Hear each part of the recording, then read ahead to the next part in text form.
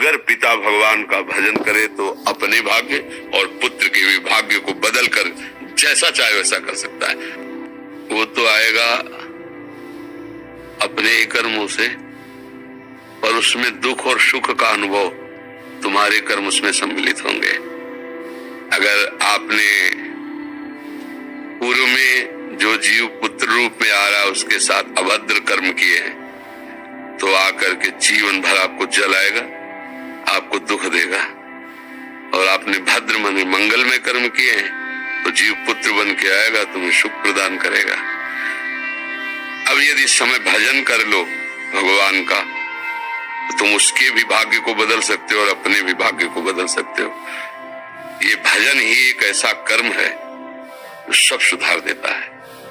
मार्कंडेय ऋषि के पिता महाराज मृकंड ने देखा, बहुत ज्योतिषाचार्य थे, कि 5 वर्ष में मेरे पुत्र की आयु खत्म है, मर जाएगा। बड़ी चिंता हुई कि जीवन भर भजन करते रहे, तपस्या की। पहले प्राय हम सब ऋषियों की ही संतान है, रहते गृहस्थ में थे पर पूर्ण ऋषि तपस्वी मुनियों की तरह हम सब ऋषियों की संतान है। जब गोत्र पूछा जाए तो देखो नहीं बोलते भरद्वाज गोत्र, याज्ञवल्क्य, गाल, हम सब ऋषियों की संतानें हैं। हाँ, तो उनको लगा कि कैसे क्या कर सकते हैं कि 5 वर्ष के बाद ये बालक जीवित बना रहे। अब पिता का कर्म शुरू हो रहा है। पुरुष संयोग इतने ही वर्ष का था, अब उनका नया कर्म काम कर रहा है। उन्होंने विचार किया भगवान के भक्तों और संतों में विशेष सामर्थ्य है। यदि संतों को साष्टांग दंडवत करे और संतों का आशीर्वाद मिले तो मैं इसे मृत्यु से भी बचा सकता हूँ। उनको पता था, उनकी श्रद्धा थी, उनकी भावना थी। तो प्रायः पवित्र नदियों के किनारे ही ऋषियों के आश्रम होते थे, तो गंगा जी के समीप ही तो घाट में खड़ा कर देते। जो भी संत दिखाई देते, वैष्णव तिलक या शैव तिलक, वो सबको आदेश कर, छोटा सा बालक 2 वर्ष 3, साष्टांग प्रणाम करो, साष्टांग प्रणाम करो। उनकी सेवा ये थी, प्रसाद पाओ और जाग घाट में खड़े हो, जो भी संत दिखाई दे साष्टांग प्रणाम करो।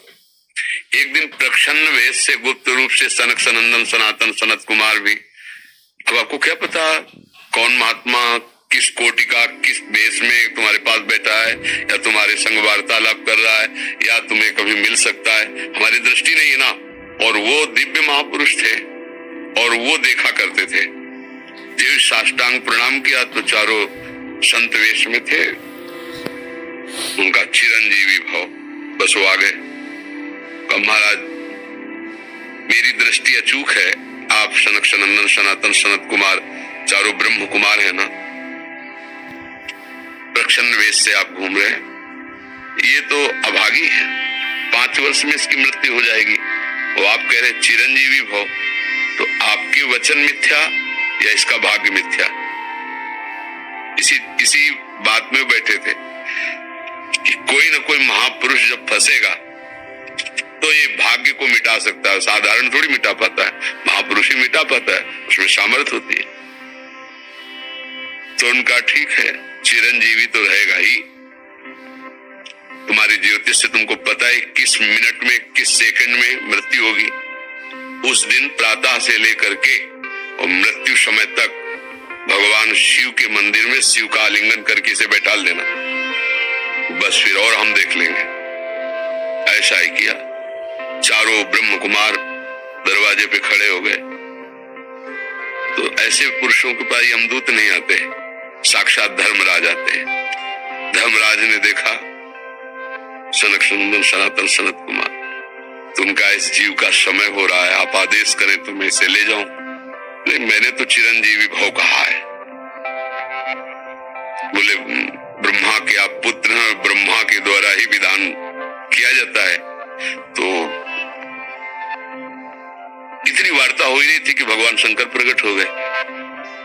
उनका कि कुछ बदलना नहीं है, 5 वर्ष की आयु ना, हाँ 5 वर्ष मेरी आयु के 5 वर्ष रहे। भगवान ब्रह्मा जी एक सुई लेकर के ऐसे कमल में छेदे थे, आका 1 वर्ष हो जाता है। वो क्रम जब समय का लेंगे, जैसे उत्तरायण दक्षिणायन देवताओं के दिन रात, ब्रह्मा जी का दिव्य 100 वर्ष का जो आयु का विवरण है ना, उसको जब पढ़ो तो होश खराब हो जाएगी। एक दिन में 74 मनु बदल जाते हैं, इंद्र बदल जाते हैं एक दिन में। और भगवान का समय, वो जो ब्रह्मा जी का समय, निमेष, पलक झपकना, इतने ब्रह्मा की पूरी आयु हो गई। 5 वर्ष उनके, आज तक मार्कंडेय जी जीवित है, उनको चिरंजीवी ऋषि कहा गया है मार्कंडेय जी का। अगर पिता भगवान का भजन करे तो अपने भाग्य और पुत्र के भी भाग्य को बदल कर जैसा चाहे वैसा कर सकता है। भावी मेट सके त्रिपुरारी। अगर भजन बल है तो फिर आनंद ही आनंद है, नहीं तो दोनों के कर्म संयोग से ही संयोग बनता है। वो तो मान लो पुत्र रूप में आ रहा है, अभी हमारा आपका पूर्व जन्म का कोई संयोग तो आपको देखते ही चिढ़ पैदा हो जाएगी। आप ऐसे वचन बोलेंगे कि मेरा हृदय जलने लगे, ये आदमी क्यों आया हमारे सामने? वो हमारा कर्म है जो आपको भी जला रहा है, मेरे को भी जला रहा है, दोनों में द्वेष पैदा कर रहा है। और अगर अच्छा देखते ही ऐसा लगा कि मानो हमने बहुत समय से अपने प्रियजन को बाद में देख, ऐसा लगता है तो हमारे बहुत प्रिय, और देखकर आनंद है, आप जाओगे खुशी हुई, हमारे खुशी हुई, क्या हुआ? कर्म ही सबको दुख सुख देता है और कुछ नहीं। अगर कर्म को कोई मिटा सकता है तो भगवान का भजन मिटा सकता है दूसरा नहीं। खूब प्रभु का आश्रय लेकर के उनकी लीला गायन करो, नाम जप करो, सब ठीक हो जाएगा। और गर्भस्थ शिशु को भगवत चर्चा सुनानी चाहिए, उससे प्रभाव पड़ता है। जैसे माँ गर्भवती है तो चाहिए कि स्वयं स्वाध्याय करे, या फिर परिवार के जन कथा कह रहे हो, चुपचाप शांति से बैठ के सुने और नाम जप करे, तो गर्भस्थ शिशु पर उसका प्रभाव पड़ता है। जैसे प्रहलाद जी जब कयाधु जी के गर्भ में थे तो नारद जी अपने आश्रम में लेकर के उनको भगवत चर्चा भक्ति का उपदेश किया, तो ऐसे महान भागवत 5 वर्ष में विश्व विजेता हिरण्यकश्यप को परास्त कर दिया। 5 वर्ष की आयु प्रहलाद जी की है और विश्व शक्ति संपन्न हिरण्यकश्यप परास्त कर दिया।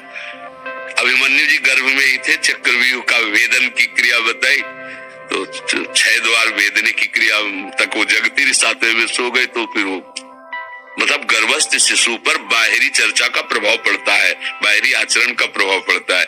यदि हम नाम कीर्तन, भगवत चर्चा, भगवत कथा वार्ता, तो उसमें भक्ति का अंकुरण हो जाएगा। गर्भस्थ शिशु में उसका